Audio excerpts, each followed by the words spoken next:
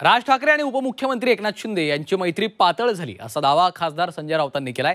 ठाकरे बंधूंची एकी होऊ नये यासाठीच शिंदेंनी मैत्री केली होती असा दावा देखील राऊतांनी केलाय। तर राजकारणामध्ये कुणी कायमचा शत्रू किंवा मित्र नसतो असं उत्तर परिवहन मंत्री प्रताप सरनाईक यांनी दिलंय।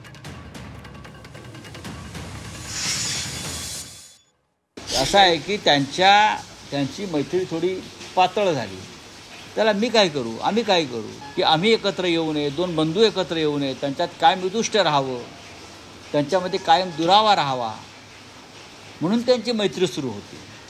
पण आता दूध का दूध पाणी का पाणी झालं। नाही, दोन भाऊ एकत्र आले तर त्यांना त्या गोष्टीचा आनंद आहे। त्यांचं असं म्हणणं आहे की परिवार जर एकत्र असेल तर ते एकत्र यायलाच हवे असं माझं मत आहे। परंतु थोडा मैत्रीमध्ये कमी झाली असं ते म्हणायला हरकत नाही। परंतु ठीक आहे, ही मैत्री जी असते ते कांदे पोहे, चहा आणि कॉफीची असते। एखाद्या वेळेस कांदे पोह्यामध्ये लिंबूचं प्रमाण जे आहे ते कमी जास्त होत राहतं, त्यामुळे लिंबू पिळण्यावर सगळ्या गोष्टी असतात। त्यामुळे मला असं वाटतं की ही मैत्री कधी जास्त होईल कधी कमी होईल राजकारणामध्ये सांगता येत नाही, आणि राजकारणामध्ये कोणी कायमचा शत्रू नसतो आणि कोणी कायमचा मित्र नसतो।